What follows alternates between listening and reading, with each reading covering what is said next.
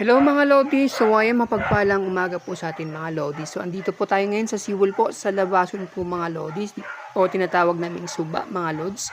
So napakaganda po talaga ng itsura dito sa aming lugar mga Lodi. So ayan po, pagdating namin sa unahan ay yung mga bata gusto po makipagpicturan sa amin mga Lods, di ba? Parang sikat na sikat po kami. Pero ayan po mga Lods, wala kaming dala para po sa kanila.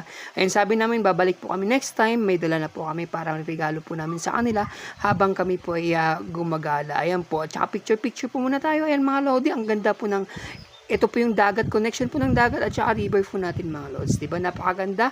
Ayan. So ito po yung mga paligid po ng mga bahay na sa paligid. Ayan po, ang ganda po tingnan. So, ayan po, nagutom po kami mga Lodi. Kain po muna kami kasi nilibre po kami ng kasama ko. Ayan po, nilibre po ako. Since sahod niya po mga Lodi, ayan, mapapasana all ka nga naman talaga pag isa kang vlogger na sumasahod. Ayan, sana all, di ba? Ayan po, quick. Ayan po, fishbowl naman po sa harapan po mismo ng Antonino Labason sa elementary school. So, ayan po, inom muna tayo at kain. Ayan, God bless po sa lahat mga Lodi. Mapagpalang umaga po ulit sa inyo.